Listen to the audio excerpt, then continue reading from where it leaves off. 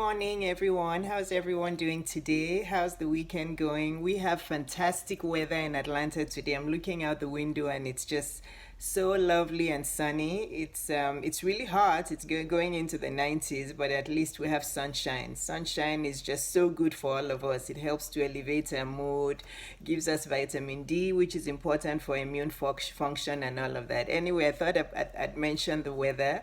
So, yes, we have to be grateful for the little things, which are actually not little. So, waking up every day to beautiful weather and beautiful sunshine is something to be grateful for. So, remember to be grateful for the little things and the big things because it's all about perception. But weather is a big thing, and waking up healthy and alive is a big thing. So, we have to be grateful. My name is Dr. Yabo Webzel, known as Dr. Yabo. I'm a speaker, I'm a blogger, an author. My book, Permanent Happiness, is on Amazon. I'm a female empowerment leader, and I'm a board certified pediatrician and a practice owner. So I'm a physician entrepreneur. And like I always say, if I could make every woman an entrepreneur, not just doctors, I really feel doctors should know about entrepreneurship.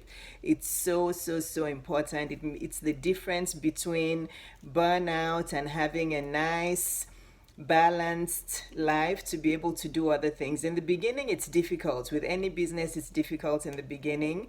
But I'm telling you, I won't be here doing videos and won't be able to work from home.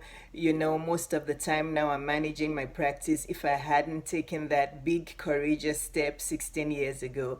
So if you're listening in and you're a woman, whether you're a doctor or a nurse or non-medical person, think about starting your own business. There's many advantages to it, many. But anyway, that's not the reason I'm coming on today.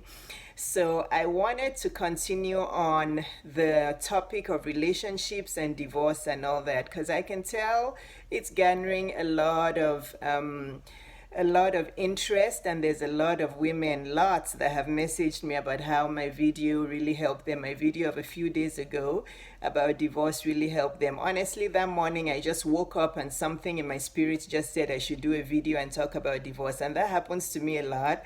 In the morning I just kind of get feelings, and I call them whispers from God. I've been in that kind of state ever since my dad passed and I wrote my book. I just feel that I hear whispers from God, and I make sure that I attend to them and do what he's telling me to say. So literally I woke up that morning and something told me to do a video on divorce, and I did. I didn't prepare for it. I just came on and I just ad-libbed it. I don't prepare for any of these videos, honestly.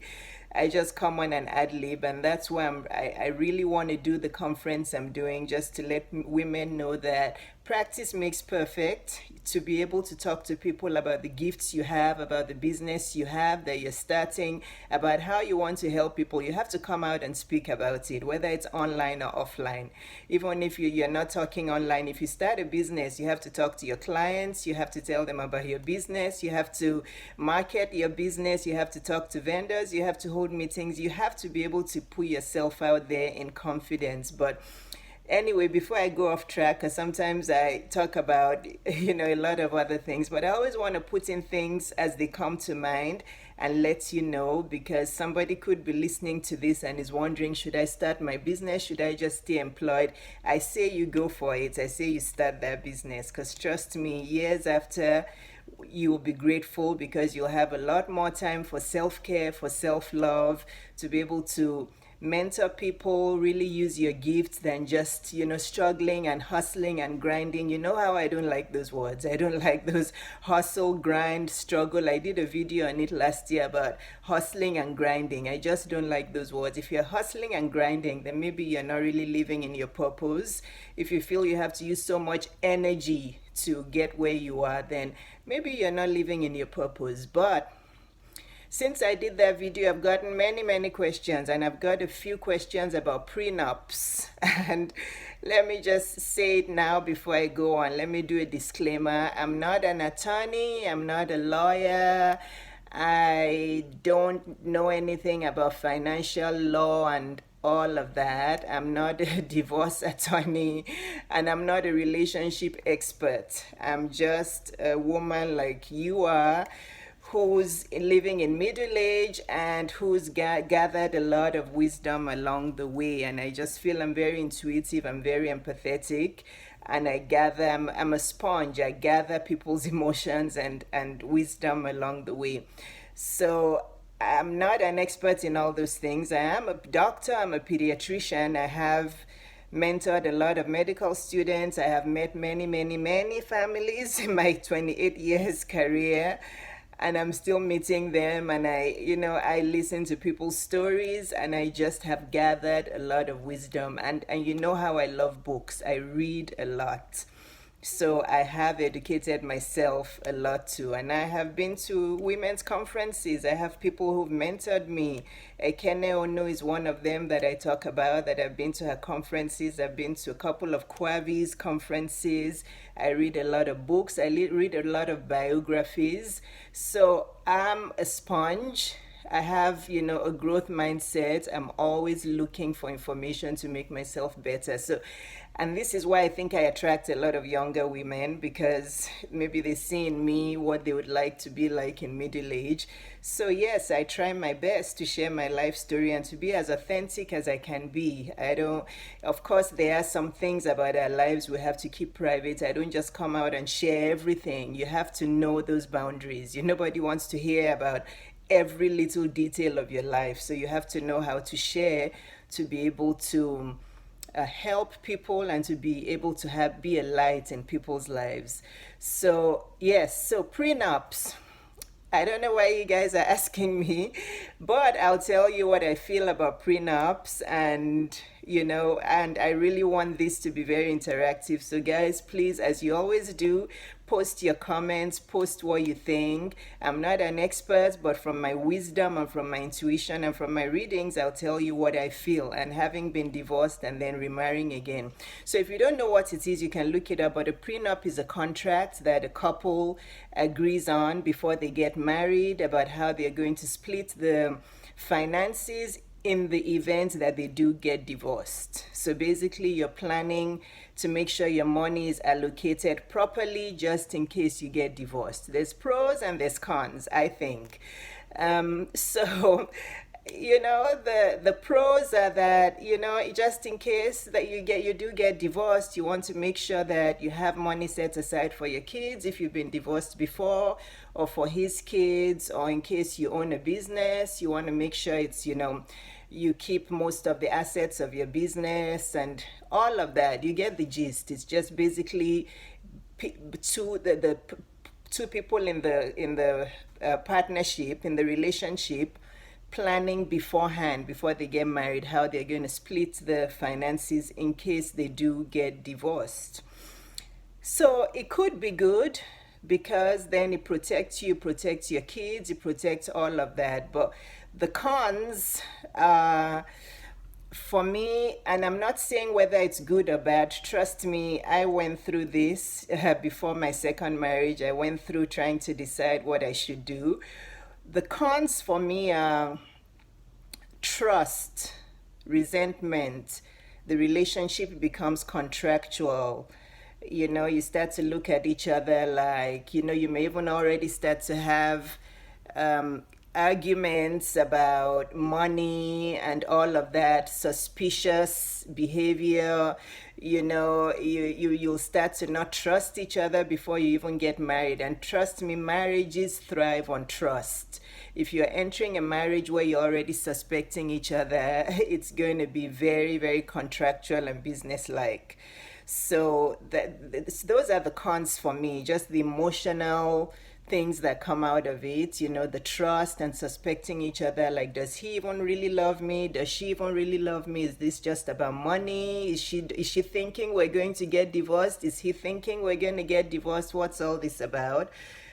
So basically, that's for me where it comes from, because as we all know, and as a Jesus follower, I think sometimes when I introduce myself, I should even let you know I'm a Christian and I'm a Jesus follower. So a lot of the things I say are also based on biblical principles. So marriage is a covenant, it's not a contract. So I just feel, from a practical point of view, And I'm not saying I'm for or against prenups. Trust me, this is not something like that I can, like the last video, I was very, certain about some things I was saying. With this, I'm opening it up for discussion because I don't know for sure. You could argue it either way. So, ladies, gentlemen, tell me what you think about prenups. But what I would say to you ladies now, I'm talking specifically to ladies now, as I usually do, especially the young ones and even the older ones. What I would say is if you're going into a marriage with somebody who you already are suspecting that he may not be good for you, you can't trust him with money. What if, this happens, or you're even thinking there's a possibility you could get divorced again, so therefore you want a prenup, you're not sure, it seems like he's a womanizer, so he may cheat on you, so let's do a prenup. Or he seems like he has a lot of debt. That's another thing. If a guy has a lot of debt or he has a bad credit score, you feel like he's a big spender, or your spending habits don't match, or he's a womanizer and it may end in cheating, or if you start seeing signs which make you feel like you need a prenup, maybe it's time to pause. Maybe he's not the right one for you. So those are questions. We women like to patch things up and hope that men change because we've seen some parts of them we really like and we're thinking some other parts may change. So if you're thinking of a prenup to protect yourself in case some of those red flags come up, maybe you need to pause. Maybe you need to date for longer, or maybe you need to just move on. So a prenup isn't going to solve all your problems. You also want a happy life. You want somebody you can be happy with. So that's what I would say. Some people take prenups to protect themselves because they've seen, or they're dating a narcissist, all sorts of things, and you think the prenup will protect you. So, a marriage has to be beautiful. It has to be lovely. You have to be able to trust each other. I'm not saying marriages are perfect, but I've seen some really good marriages. My parents, for one. Yes, it's not that they didn't have a few. I mean, I only saw my parents fight once. Honestly, I left home when I was 22. And all through my childhood years and teenage years, I only saw them fight once. They may have had arguments in secret, but my parents were partners. They both worked. They were entrepreneurs. So marriages can be beautiful and lovely, but we have to build it on trust. And then, so those for me are the arguments. So if you're thinking that you want to protect yourself because you've seen some red flags in the guy, maybe he's not the one for you. Why do you want to patch it up, or just, so again, the one important thing I do want to say, excuse me, is premarital counseling is very important. Excuse me, let me grab a drink. Yes, and when you're doing your speaking, it's fine to be human. You can see my lipstick stain. Actually, this is my turmeric drink. I drink it every morning. Agatha Achindu, thank you. It's my what's it called? My almond milk unsweetened with turmeric and with organic honey. I drink it every morning. The first thing I drink in the morning is a big jug of water. I drink water every single morning, and then after a while I drink my turmeric tea. But yeah, so rather than be pushing and hustling and trying to figure out in case something happens, what do I do? Perhaps you should go for premarital counseling. It's very important, and I discussed this on one of the videos I did with my friend Ekene, that I wasn't a believer in it, but then the church that was going to marry Neil and I, Buckhead Church, said they were not going to marry us if we didn't go for premarital counseling, so I had no choice. But I'm telling, and this is why you have to be open in life and go with the flow and gather wisdom and invest in yourself. So we did go for the premarital counseling, and I'm telling you, that was an eye-opener for both of us. It was Christian-based. We went to all the classes, we did all our homework, and it really helped us, and it opened our eyes to many things. So premarital counseling is something you should be going for, and talking to some wise people as well to help you out. So the topic is prenups. I'm not sure. I don't think about it one way or the other. But I hope this has helped the women that have asked me questions, and I'd like everybody to chime in, men and women. What do you think about prenups? And remember to sign up for my conference, because these are all the things we're going to talk about.